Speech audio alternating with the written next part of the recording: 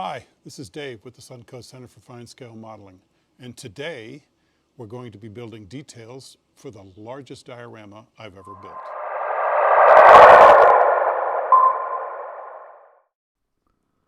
So this is where it all began. This is the model from my Andrea miniatures that I used as my inspiration for the build that I'm currently working on. As you can see here, this is mine, and it has the basic elements done. The dry dock is essentially built, the U-boat is essentially built, the large structures are done. There's even some details that like the traveling crane and the railroad cars and engine, they're completed, not fully detailed yet, and I'm working on those. But today we're going to concentrate on scaffolding. What you see here is the scaffolding that was provided or shown in the picture from the Andrea miniature one. I had to do some research to find some correct scaffolding, and I couldn't find anything that looked like that. But I did find this picture. And this photo shows wood scaffolding. And so I elected to try to use the wood scaffolding on mine as opposed to that steel scaffolding you saw on the other one. So you've got to look up close. There's a lot of these things. And my first step was to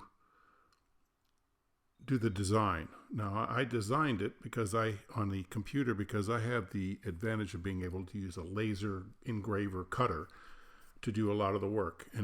And mind you, there's about 18 or 19 different or individual scaffolding pieces here. So I had to do mass produce these. So the first step I did was I took and cut some basswood, which is some softwood, easily engravable and cuttable with no knots in it. I cut it on my bandsaw to the thickness of what I wanted the scaffolding. When that's complete, now the reason I use a bandsaw is because it adds texture, and that'll be important later on when I show you the process.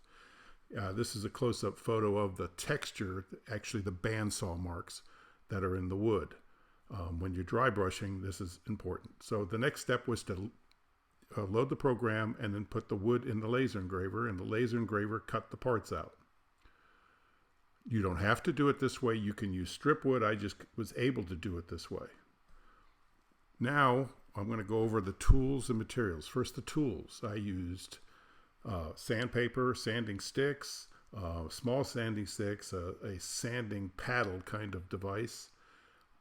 These are the various types, and they're available at most of the internet hobby shops at this point. I also use this needle, or lack of a better word, for detailing, and some cups to do some mixing. Blue tack is a product that I use to temporarily tack things down onto jigs. You can use it for all kinds of things, but it works in this particular case for holding down the parts and pieces as we're gluing them together.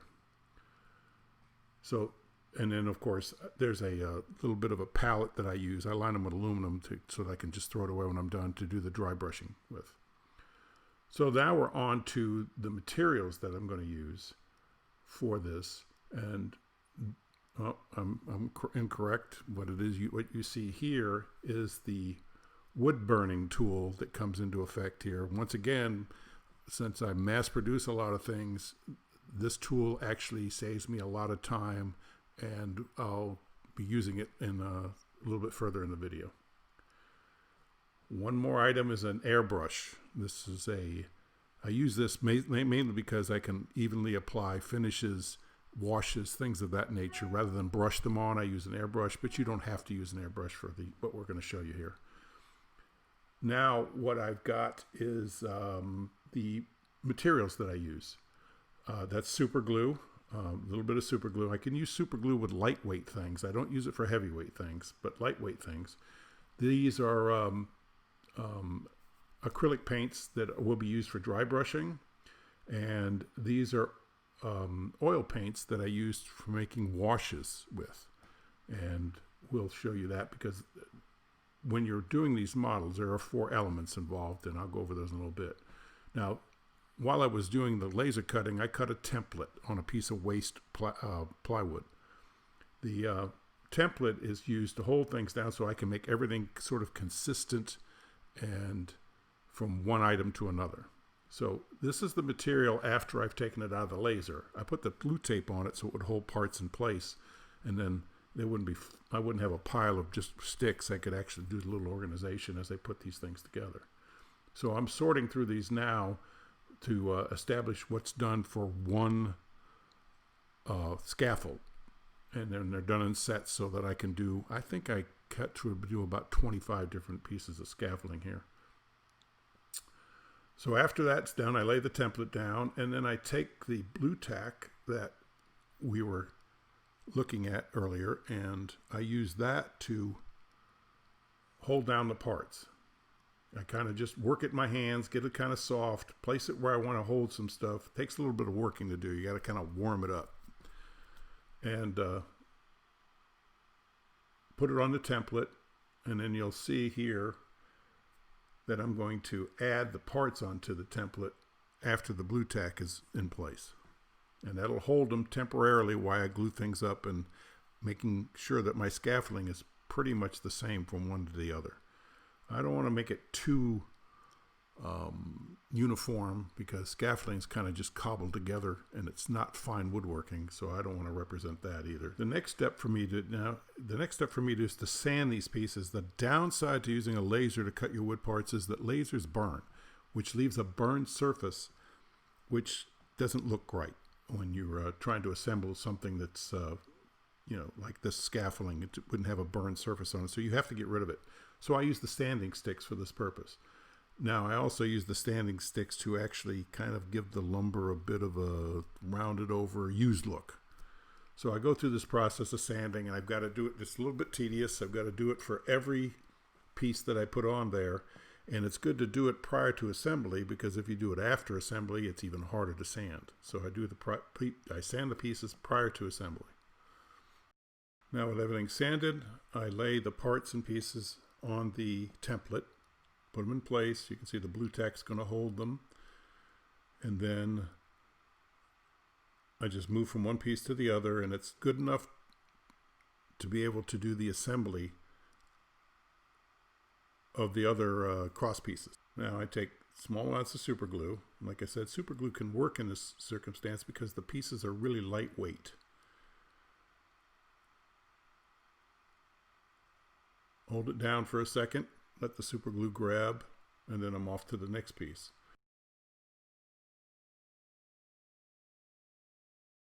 What you see me doing is putting accelerator on. That just makes the super glue dry faster. This is an aerosol type. They make a liquid type. This is an aerosol type. And it allows me to pull that off without having it fall apart. And then I'm on to making or adding the top piece to it. And I've actually engraved the glue spots onto the piece prior to or in the cutting process, so I know exactly where this part needs to go. More super glue.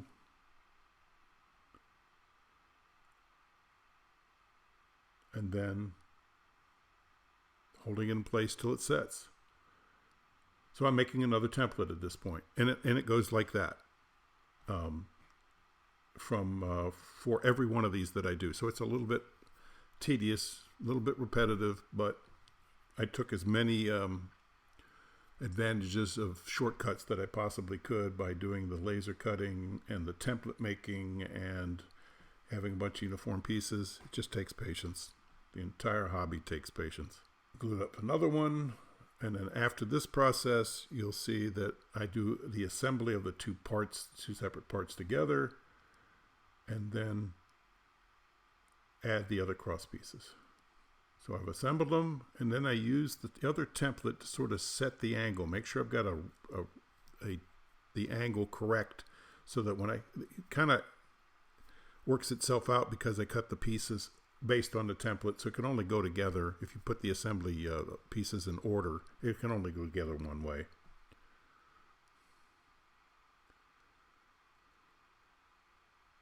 More super glue.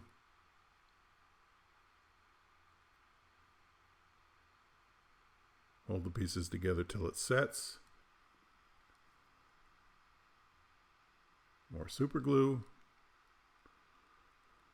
If you notice, the super glue has a very small tip on it, or nozzle.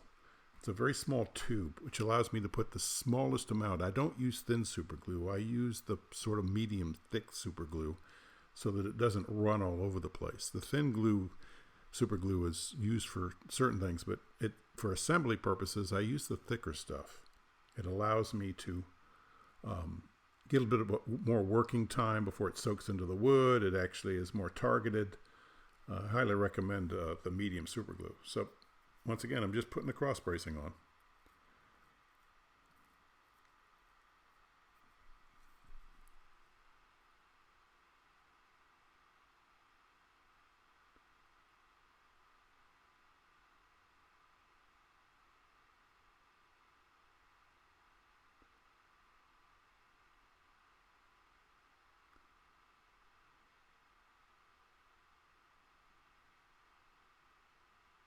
More accelerator to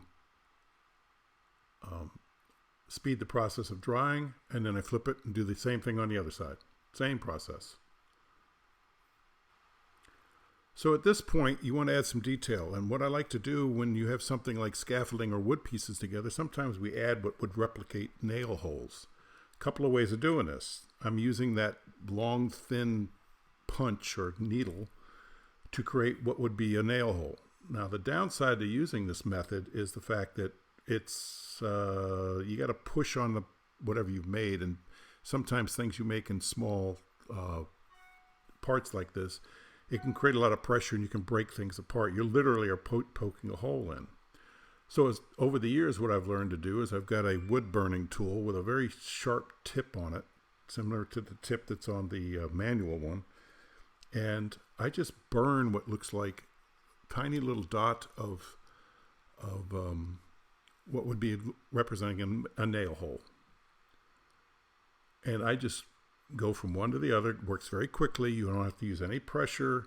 It's just the tip using the heat of it to create what you're looking for here. Now you can see me applying nail holes with the wood burning tool.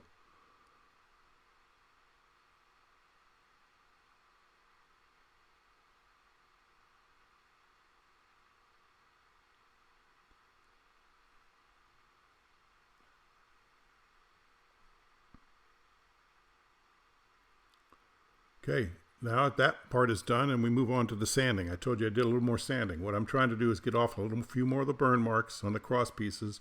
I'm also trying to round over the wood to make it look like it's been used for a while, not brand new. And the process, just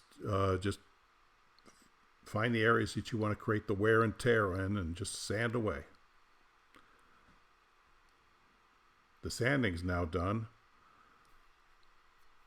And we move on to putting a wood seal or sealer on this. Now, we're going to basically stain this wood. And what I'm trying to do is create a wash, not a filter. If I didn't seal it with something, and it really doesn't matter, you can use just about any kind of clear sealer. If I didn't seal it with something, what would happen when I made the wash is that it would soak into the wood and change the whole color of the wood, very dark. And I want this to look like lumberyard lumber, not finished lumber. So by putting the sealer on there, what it does is that keeps the wood from absorbing the stain that I've made from the oil-based artist colors. I used mineral spirits and oil-based, and I just made a very thin wash.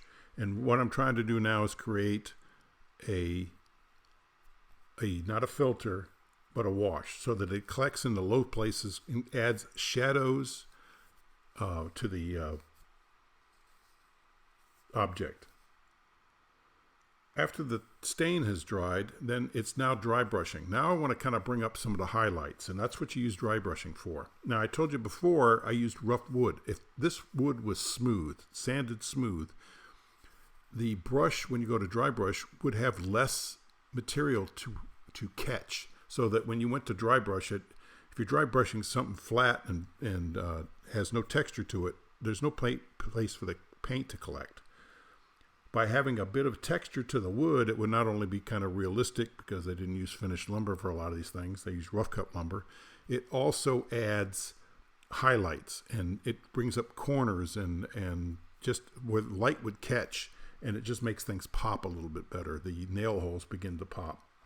So the dry brushing, and most people know what dry brushing is, you put paint on the brush, you take most of the paint off the brush, and then you take the excess and just lightly brush over the model that you're trying to do, and it just leaves a very, very light line of paint, causing highlights. I said earlier that most of the stuff, there's 4 elements that we deal here: shadows and textures, and color, shadows and highlights, colors and textures. I know I could get it right. So we were trying to do some highlighting just then. So there you have it, Wood Scaffolding 101.